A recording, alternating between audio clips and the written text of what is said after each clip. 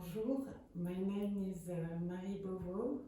I am in Marseille in my studio, and I'm going to talk a little bit about the series Grisaille. This series was shot with Sinar P2, which is a large format camera, quite huge. Just to show you, I will not build it, but just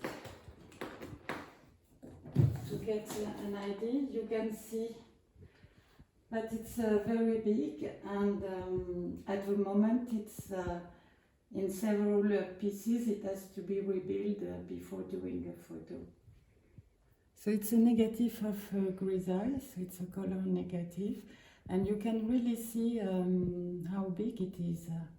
And for me, what is interesting when I'm working with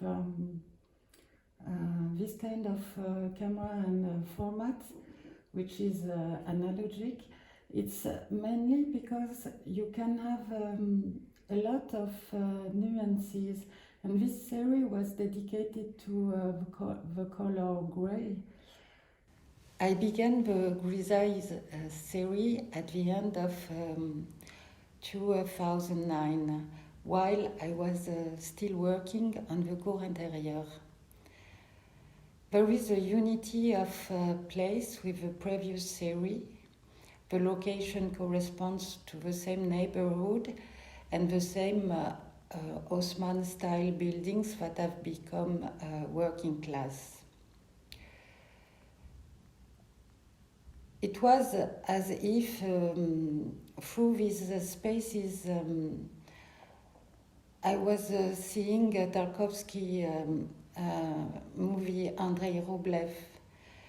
In the film, the images are in black and white, except for the last things to be seen, icons, which suddenly became an explosion of colors, arriving to shatter the sadness of a black and white.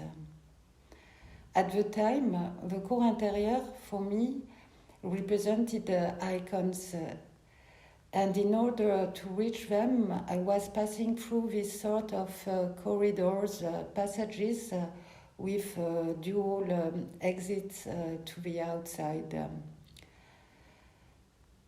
The walls of those passages were grey from floor to ceiling.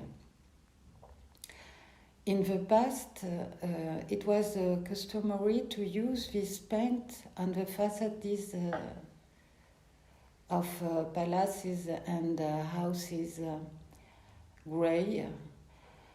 Grey because it's stemmed from the imitation of statues made from marble and other type of stones.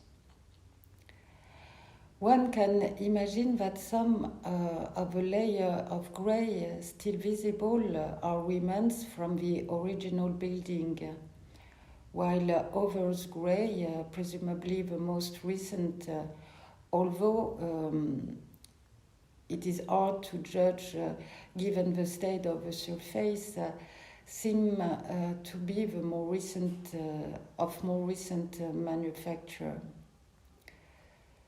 Dust, the dirt, small fires have added to this grey strata. And that is how the project for a parallel series originated. These monochrome spaces coincided strangely with the definition of Grisaille, and this photographic project found itself immediately linked to this observation. Painted panel from the Middle Ages and the Renaissance often feature grisailles on the rivers. They served to hide the exuberant colors of the altar pieces during the period of Lent. They were a sort of drained negative reality. something existing in parallel, as if life had, for a time, turned to marble. In some ways, they were photographs well before their time, and that is also why, paradoxically, I choose to depict grey using color in order to rediscover grey from the perspective of color. I duplicate the viewpoint from the cour intérieure with the lens pointed upwards. Some of the photographs are vertical, whereas others are horizontal, even though the composition and angle of shot remain the same. Grey is a non-localizable, non-dimensional color, a color between dimensions at their intersection, and that the exclusive use of grey adds up to the temptation of rationality and seduction by poverty and death. What is certain is that grey is associated with aging, with loss, deterioration. It is also associated with holes, gaps, the negative. But it is equally the shifting of tiny gradation of nuances in preference to color, and on the other hand, of accelerated speed, a movement that sums up all the colors. The Grisaille are spaces stripped of their original social vision, and they therefore no longer inhabit the realm of architecture. The stucco, the friezes, the columns that decorate these places are punctured by electric cables, pipes, ducts. What existed already has been added to without any attempt to make it look attractive.